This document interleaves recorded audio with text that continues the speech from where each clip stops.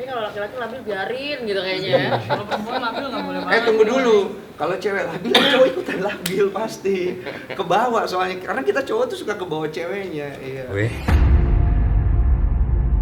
Dadi ratine iku kowe kudu nglayani wong lanang sing bukan pilihanmu dhewe. Tapi kita iso dadi Raden Ayu sing beda.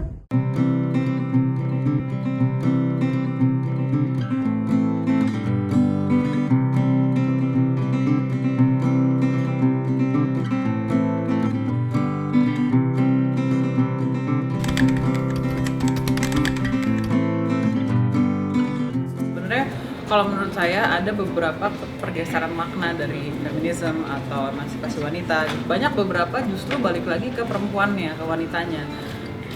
Feminisme itu kan sebenarnya bukan ide para wanita-wanita ini membenci kaum laki-laki. Tapi gimana caranya menyetarakan hak-hak kita sebagai perempuan dengan yang laki-laki itu setara. Nah itu kan harus mulai dari diri sendiri. Bisa nggak kita menempatkan diri setara? Tapi at the same time sebagai perempuan Indonesia, saya nggak bilang di seluruh dunia ya, sebagai perempuan Indonesia saya aja yang lahir di tahun segini masih diajarin untuk ya gimana juga nantinya lo akan mengabdi ke suami, dan gimana juga lo tuh perempuan, gimana caranya sebagai perempuan modern bisa menempatkan diri di dalam sebuah keluarga sendiri, keluarga kita sendiri, atau nanti di keluarga suami.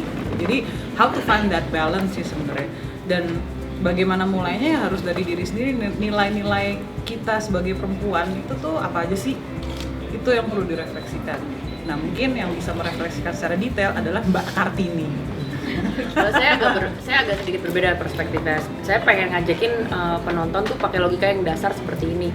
Saya jadi belajar lebih banyak sebenarnya tentang women empowerment sejak saya dapat kesempatan memerankan Kartini, dan saya tertarik banget waktu itu saya dapat logika dasar mengenai pemberdayaan perempuan itu sebenarnya kenapa penting gitu. Kalau beberapa orang menganggap bahwa pemberdayaan perempuan atau women empowerment itu hanya problem perempuan sakit hati, perempuan yang ditaruh di tempat marginal, yang tidak dianggap segala macam, perempuan tertekan. Cuma sebenarnya untuk aku lebih tertarik untuk melihat ini sebagai persoalan makro, justru makroekonomi gitu.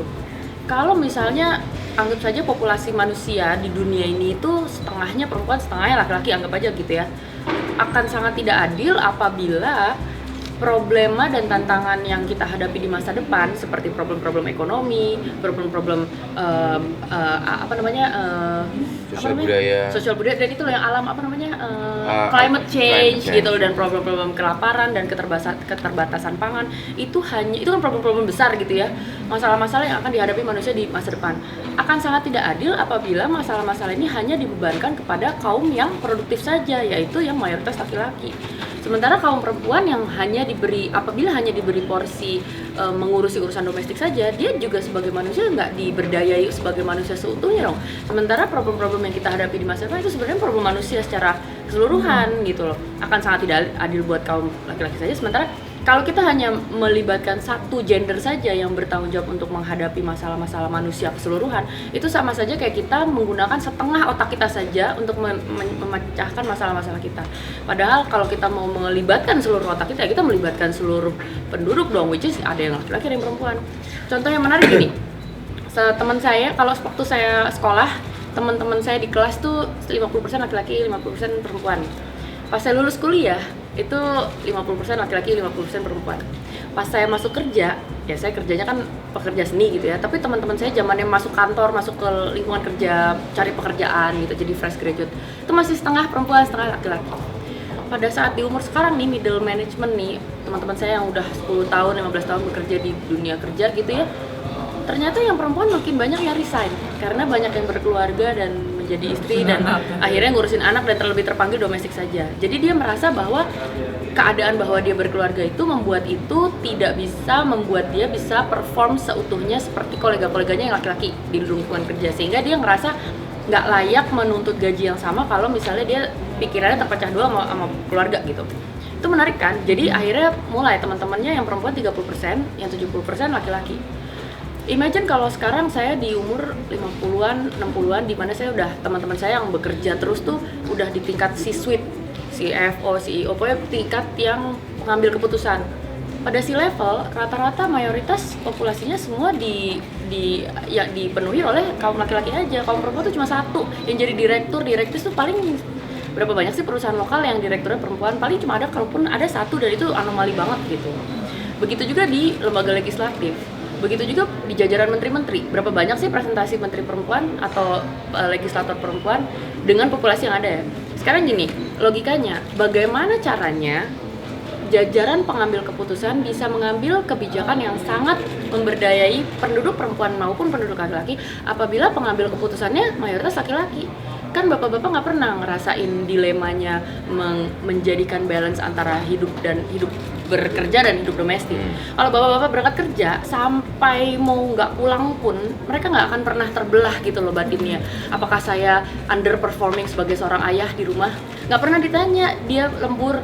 Tapi kalau seorang ibu lembur, dia akan dipertanyakan gimana pertanggungjawaban sebagai culture yang ibu. mempertanyakan. Nah, itu culture kebiasaan yang mempertanyakan. itu ya kayaknya cita-cita Seolah utopis. laki-laki itu nggak pernah dipertanyakan. Kamu tuh udah nganterin anakmu sekolah apa belum? jadi ya. Itu nggak pernah ditanya seperti itu. Sekarang cita-cita utopisnya adalah manusia akan jauh lebih berkembang dan bisa menjawab pertanyaan-pertanyaan di masa depan apabila yang berkontribusi itu nggak cuma yang laki-laki aja tapi juga perempuan aja. Tapi hal itu juga hanya bisa tercapai apabila tugas-tugas dan kewajiban domestik juga tidak hanya dibebankan kepada perempuan saja. Bapak-bapak punya andil yang sama bertanggung jawabnya dan sama terbebaninya dengan perempuan gitu. Jadi yang tugas gantiin popok dan begadang tiap malam pas zamannya menyusui nggak cuma ibu doang, gantian dong sama suaminya, dan itu hanya akan bisa tercapai, dunia ini akan jauh lebih sejahtera pada saat baik tugas-tugas domestik maupun tugas-tugas di ruang publik itu sama-sama diemban oleh laki-laki dan perempuan. Sebenarnya persoalannya itu kenapa perempuan itu menjadi susah sekali untuk bisa keluar dari domestifikasinya itu. Keluar itu karena apa? Karena area di luar rumahnya dia itu tidak memberikan tempat buat itu. Misalnya area kerja, ya kan? Area kerja nggak pernah ada tempat untuk membawa anaknya ke sana, Nah, itu dia. menyusui anaknya ke Bekerja sana. bersama Jadi anak di rumah. ketika ibunya bekerja, anaknya nangis harus ditinggal di rumah dan dia harus Nah, ini yang bersama menarik banget, babysitter. Mas. Aku boleh Jadi cerita? mestinya itu adalah seorang CEO atau sebuah owner sebuah perusahaan itu kan ketika Atau mungkin bahkan lembaga legislatif gitu ya. itu misalnya ada lantai 1 itu memang untuk bekerja, ada lantai 1 bawahnya itu adalah tempat Daycare. bermain anak-anak atau gitu loh. Jadi disediakan tempat buat playground yang safe gitu kan, sehingga ibunya bisa langsung turun atau ya aksesnya Itu sangat Mas, aku mudah mau share, sekali menarik gitu banget. kan. Waktu itu aku ketemu ada satu perusahaan di Indonesia, kebetulan ini perusahaan multinasional. Dia produktivitasnya secara revenue bertambah, secara ROI bertambah pada saat dia mulai membolehkan pegawai perempuan kerja dari rumah. Jadi setengah minggu, Senin sampai Rabu di kantor, Kamis sampai Jumat dia boleh dari rumah asal dia tetap result oriented. Tapi kan imagine, berarti ibu-ibu yang selama ini akan memilih resign akan tetap memilih untuk tetap menjadi pegawai selama dia diperbolehkan deliver dari rumah. Jadi dia bisa sambil jadi ibu tapi juga sambil kerja. Terus dia setiap kali lebaran seminggu minus lebaran, dan setelah lebaran itu dia memberdayakan adanya daycare. Jadi aula di ruang bawah tuh dijadikan daycare. Langsung produktivitas naik, langsung berkembang. Jadi produktivitas dan revenue tuh income langsung naik banget dibanding sebelum dia mengadakan policy seperti itu. Imagine itu cuma satu perusahaan, imagine itu satu negara kayak gitu. GDP-nya kan langsung naik berapa persen gitu loh.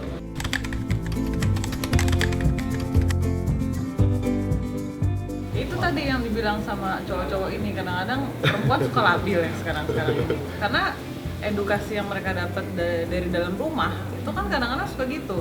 Dari dalam rumah ya ibu nyokap gue di rumah terus, bokap kerja seharian, jadi dia juga maunya jadi kayak kayak mama aja deh, jadi ibu rumah tangga. Itu menjadi sesuatu jadi contoh yang Terus perkawinan dilihat sebagai jawaban dari problem finansial. Iya. Itu kan gila loh. Emangnya kita ngeliat jodoh terus ngeliat hore dia adalah jawaban dari hutang-hutang keluarga kami. Masa gitu sih maksudnya? Oh, iya, iya. Kayaknya kesannya lu meninggalkan fakta bahwa lu sebagai manusia lu juga harus tetap bisa secara self sufficient, financially independent gitu loh, dengan usaha yang halal, dengan kemampuan yang Tuhan kasih. Ya kita pasti punya potensi dan nggak sih untuk bisa cukup gitu loh, bisa memberdayai diri sendiri gitu. kan mulainya harus dari situ dulu, harus dari dalam diri kita dulu kan, nggak mendadak. Kalau sekarang kan kebanyakan gitu, gue pengen keluar dari rumah jadi mau kawin. Itu goblok banget Jadi Nah, tapi banyak banget. Gue ngeliat anak-anak muda perempuan sekarang tuh ironisnya yang gue sebel dan gue miris adalah they spend so much time in their looks. Penampilan tuh kayak mau dandan 4 jam terus posting Instagram seakan-akan itu adalah jalan keluar hidup gua demi mendapatkan jodoh yang mumpuni Ya, itu secara yang finansial. Itu yang dilakukan eranya Kartini begitu. Iya, ya. Itu iya. Masuk Dan pingitan ini itu kita begitu. masuk situ lagi Masuk sekarang. pingitan tuh ternyata begitu. Masuk Mungkin pingitan disuruh harus Secantik-cantiknya. mempercantik diri, Mau laku kita dodo. kayak, Pingitan kalau sekarang ada sulam alis Sejaim-jaimnya ada gitu. Itu sebenarnya segala macam bentuk tuh kan. pingitan juga di era modern sekarang yang kita nggak sadari. Karena zaman orang modern sekarang kan kita udah punya kayak standard of penampilan yang akhirnya itu menjadi sesuatu yang memingit Iya. juga gitu loh, bahwa kita nggak bisa hadir secara natural gitu, bahwa kita punya lebih banyak arti dan lebih banyak dimensi daripada hanya sekedar penampilan lo. Orang tuh anak muda tuh sekarang suka lupa itu, bahwa kalau yang diposting itu penampilan lo, ya penampilan emang penampilan lo, tapi penampilan itu bukan diri lo. Iya. Diri kita tuh jauh lebih berdimensi dan lebih banyak lagi gitu peranannya dalam hidup ini daripada cuma yang kelihatan doang. If you touch this, ini Dian, bukan ini tangannya Dian, ini apa, ini mukanya Dian, tapi Diannya mana? Ini nggak bisa ditunjukkan pakai fisik, itu nggak bisa. Kehadiran Dian atau kehadiran siapapun itu bener-bener akan lebih berarti kalau merupakan sesuatu yang peranannya aktif dalam konteks sosialnya gitu loh. Kalau misalnya cuma posting-posting di media doang, itu semua artificial gitu loh. Sebenarnya gimana cara mulainya? Perempuan-perempuan muda sekarang harus mulai mencintai dirinya lebih dari apapun. Iya. Itu aja dulu deh. Itu dulu deh. Baru nanti, you learn to love someone else, you learn to respect someone else. Respect yourself first. Love yourself first. Tapi bener loh Ti, semua itu ya mencintai diri sendiri, lalu memberikan peranan lebih aktif di sosial, semua itu hanya bisa dilakukan kalau dia punya wawasan yang mumpuni. Kalau misalnya dia lack of knowledge, undereducated, Susah. nggak jalan bawa otaknya. Jadi intinya tetap jawabannya apa? Edukasi. Pendidikan penting. Ngebuka sih sebenarnya, ngebuka pemikiran mereka Karena- ya dengan apa? Dengan edukasi. Iya, dengan pendidikan soalnya logika dasar kan jadi kebentuk. Jadi dia bisa punya cara pikir kritis gitu loh untuk bisa mengadvokasi dirinya mau ada di mana sih di dunia ini tuh, relevansi dia di dunia ini tuh apa gitu loh. Ada kontribusi apa dia ke masyarakat. Tapi yang jelas ibu saya itu adalah sosok yang ngingetin saya bahwa babak belur hati kita pasti tetap bisa mencinta. Pengen meluk kan?